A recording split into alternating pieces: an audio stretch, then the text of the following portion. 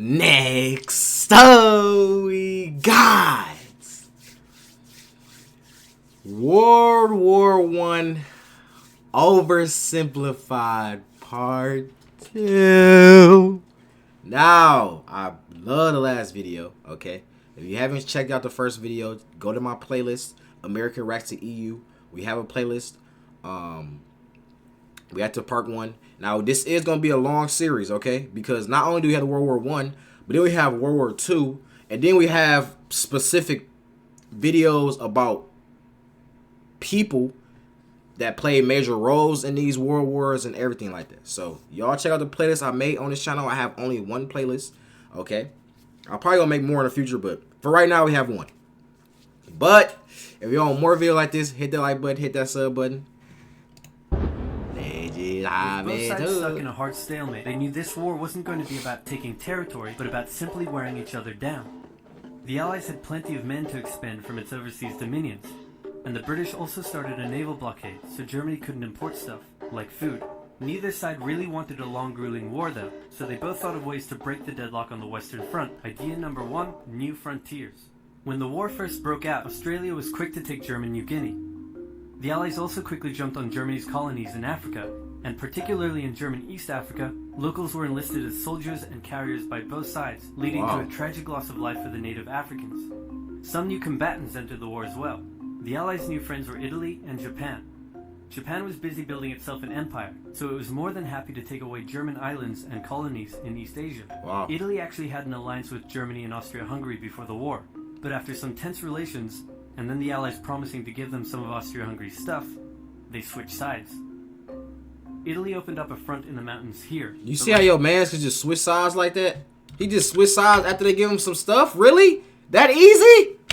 But after some tense relations, and then the Allies promising to give them some of Austria. Oh, it said tense relations. Never mind. I only heard this part right here. Hungary's stuff, they switched sides. Never mind.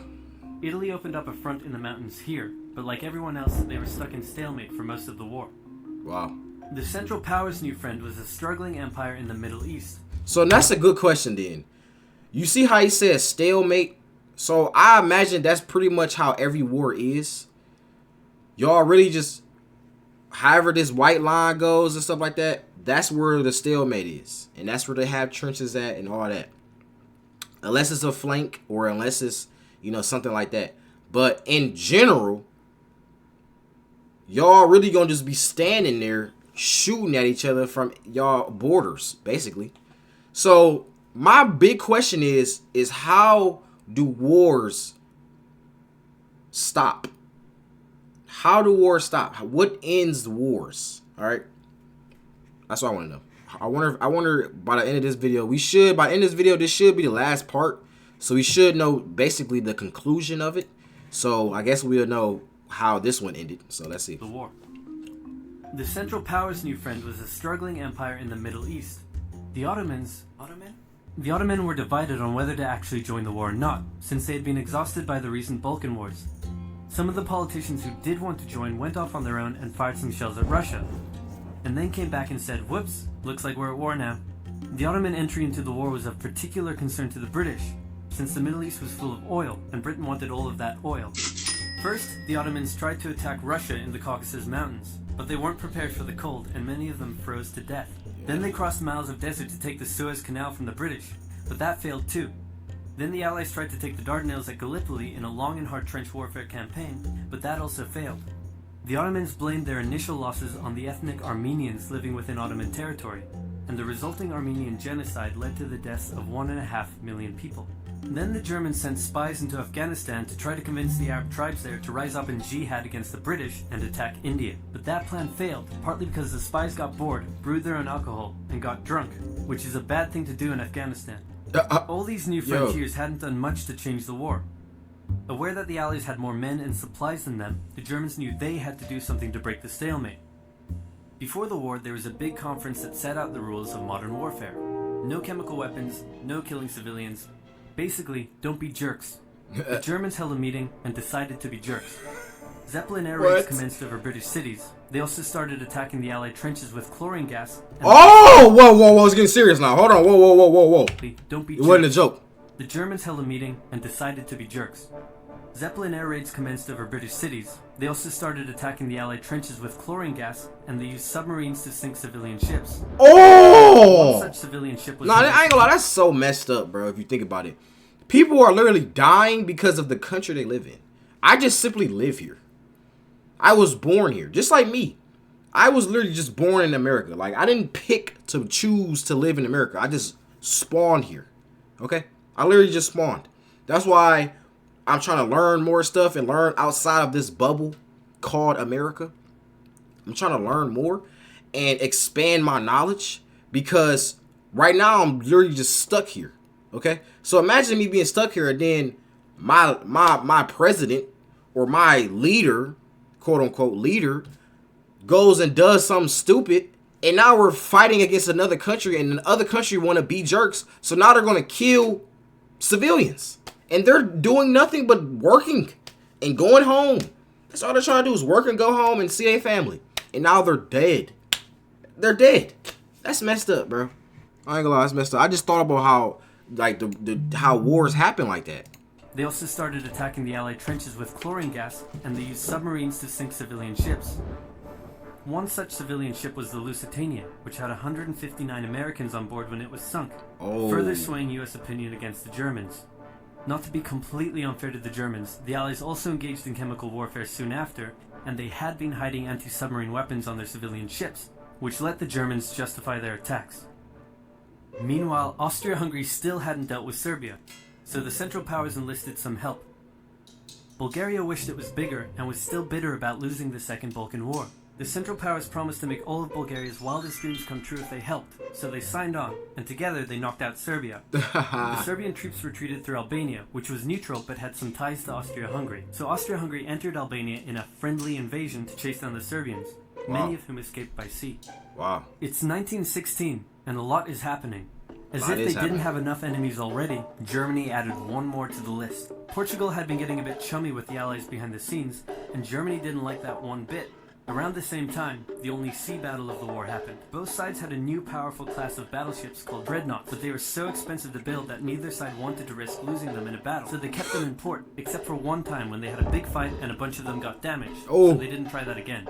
The UK started conscripting men to the army, so they had plenty of reserves, which is just as well because the Western Front was about to get brutal. The longest and one of the bloodiest battles of the war started when the Germans launched an attack around the French city of Verdun. The French defended it desperately, leading to hundreds of thousands of casualties. Under pressure, the French called on its allies to do something to draw the Germans' attention away, so the British started their own long and brutal fight, the Battle of the Somme, with 60,000 British casualties on just the first day.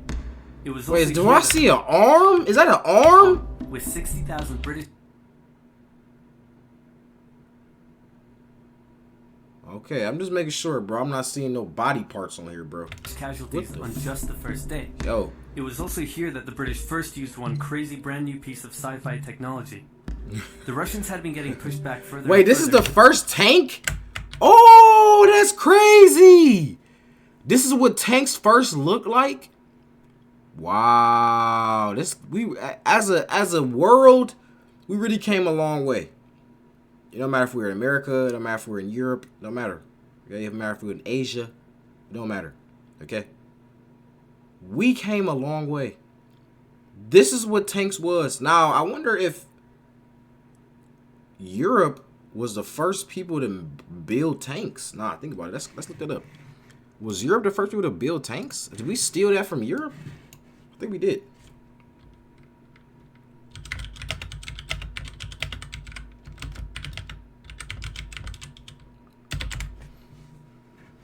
Yep, tanks were invented in World War I with the first combat-ready prototype. So wow, this is actually insane. We're actually learning right now. So this is when the tank actually first appeared.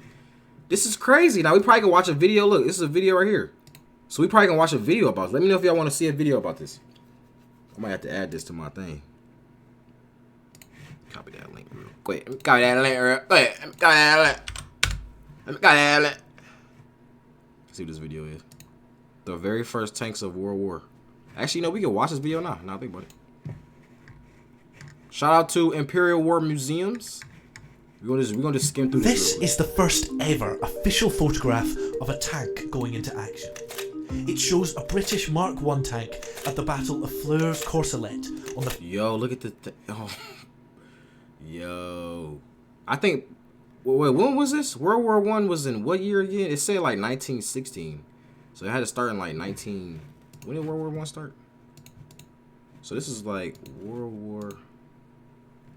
Oh, yeah, 1914. So this... Okay. All right. So 1914. So this is in 1914. When was the first car made? And... Oh, 18. Oh. Oh, I mean, I guess the car wasn't really a car though, but I guess it was made in 1886. So they was been trying to make things that can move, you know. So I guess it was made after the car. It'd been crazy if they made this first and then they made a car. Actually, let's see. Let's see if there's some other history about it. 1886. Yeah, everybody's saying 1886. Benz. Okay. Well, this is the first car, by the way, if y'all didn't know. This is the first car. It's kind of crazy. The Benz. The Benz. Mercedes-Benz made the first car. Think about that. Mercedes-Benz. What the fuck is that? That goofy ass shit, boy. Who riding that? Boy, who is riding in that, bro? This nigga's riding in it. Oh, my God. Oh, my God. Okay. Oh, here we go. So they had the Cadillac. Oh, this is all the, Oh, these are all the cars right here. These are all the, things. 1935, Volkswagen. Bentley. Oh, Bentley came out in 1919. Rolls Royce in 1904? These cars came out way back when? Whoa, I didn't know that. I did not know that. What the okay. So this is the first tank. 15th of September 1916. In another photo taken on the same day, we see another tank. Both of these were hot, noisy, slow, and very unreliable. They were both revolutionary for their time. Yeah, the start of a long line of development that would change the face of warfare forever. But there is one difference between them. This tank is male, and this tank is female. What? Why? Yeah, it is a bit strange. That's brain. The tank got a little Peter on it? Okay. Now let me know in the comments if I want to see the rest of this video. But these names.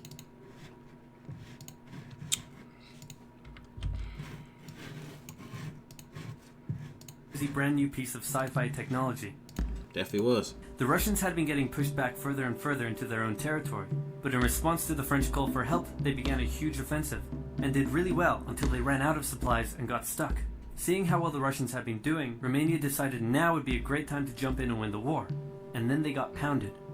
The Greeks were fighting amongst themselves about whether to join the war or not. The king liked the Central Powers, while the Prime Minister wanted to join the Allies. After a brief national schism, during which the country split into two, the king finally abdicated and the country reunited. With Allied help, they began a new offensive. In the Middle East, Russia was pushing into Ottoman territory from the north. The British had also made a landing in Mesopotamia to protect Persia's oil fields, and they had also sent a small army up the Tigris River to try to take Baghdad, but the army got sieged in the town of Kut along the way, and eventually surrendered. A new offensive was launched from the south with all-out desert warfare. The offensive was aided by one famous British officer, better known as Lawrence of Arabia, who helped lead the Arab tribes in a revolt that wreaked havoc on the Ottoman supply lines. By the time 1917 rolled around, everyone was exhausted. There were mutinies in the French army, the German populace was starving, and the war had drained all of Russia's supplies. There was no clear winner, and it was still anyone's war. The only question now was, who was going to break first? Facts. And the answer was Russia. Tired of not Oh! Yo, we thought about it be this long, drawn out thing. And the answer was Russia. Tired of not. Oh, that's funny. Okay. So it's Now okay. Let's see what Who happens. was going to break first? And the answer was Russia. Tired of not eating and mad that a crazy magic homeless guy was calling some of the shots, there was an uprising in Petrograd. What did he say? A homeless guy? What? Yo, what's up, bro? Eating. Like, look, I'm not trying to like sit here and laugh about, you know. I don't know how I feel about that. You know, I'm just new to YouTube. You know, I don't really want to, doing this is sensitive right here. Okay, so I'm not trying to laugh at certain jokes and stuff and laugh at people, leaders and stuff like that. I don't know how I feel about that. All right, so yeah. Who was going to break first? And the answer was Russia. Tired of not eating and mad that a crazy magic homeless guy was calling some of the shots, there was an uprising in Petrograd complete with riots and strikes. The riots turned into a full-scale revolution and a new government overthrew the Tsar. Then a few months later, the Bolsheviks overthrew the new government, and they pulled Russia out of the war. This was great news for Germany, who now only had to focus on the Western Front. But there was still one problem. The pesky United States of America was looking increasingly like it was going to join the war. Oh, wow. America What do had we been have? selling supplies We to ain't the had Allies shit. throughout the Oh, I was war. about to say, we ain't had shit to do with that. Why are we trying to get into it? What the All right, let's see what America got going on. Increasingly like it was going to join the war. America had been selling supplies to the Allies throughout the war and was getting super rich off the back of it, meaning it was in fantastic shape and was dangerous to the Germans. So Germany sent a telegram to Mexico saying, wouldn't it be crazy cool if you guys attacked America? But the British intercepted the message, showed it to the Americans, and that was the final straw. American troops began shipping out to Europe. This was terrible news for Germany, and they knew their only hope now was to force France and the UK to surrender before the fresh American troops arrived. It was now or never, so they started one final attack. They converged their troops and hit hard at the Somme and pushed the Allies back. They hit a second time further north, then again and again. Oh! With each hit, the Germans were spending more and more resources, while the Allies were getting better and better at repelling their attacks. By the fifth punch, the Allies held the line and even pushed back. With American troops now arriving in larger numbers, the Allies launched a counterattack, and that was it. The Central Powers were being pushed back on all fronts. Wow. Bulgaria collapsed first, followed by the Ottoman Empire, Dang. then Austria-Hungary, and finally on November 11th, 1918, at 11 o'clock, Germany surrendered. At the peace treaty, Germany was forced to reduce its military, accept war guilt, and pay the bill for the war. After indescribable suffering and Right, so that's how wars end. People just die. Like, whoever gives up the first, like, whoever wins the wars. I forgot, that's actually a way of working in. See, I'm thinking that they come to a stalemate, and they be having trench warfare and stuff. And then after that, they just sit there and keep fighting each other, and then somebody give out a peace treaty or something like that, or they decide that it's been too long, so they just stop fighting the war. But I forgot that, yeah, you can, I guess, team up with somebody else, and then they come and help, and then now it's even more help, and now you still trying to use all your resources. You already lost half your resources fighting this war for the last 15 years. Now the next 5 years, they have a new enemy that's fresh. Oh, yeah, it's over now, So I forgot. So it's 17 million dead, 21... Instead, the world learned its lesson and never had such an awful war again. Okay. For about 20 years. For about 20 years. Okay. Hit that like button, hit that sub button. Let me know y'all got in the comments if y'all want to see World War II. I love y'all. I wake up!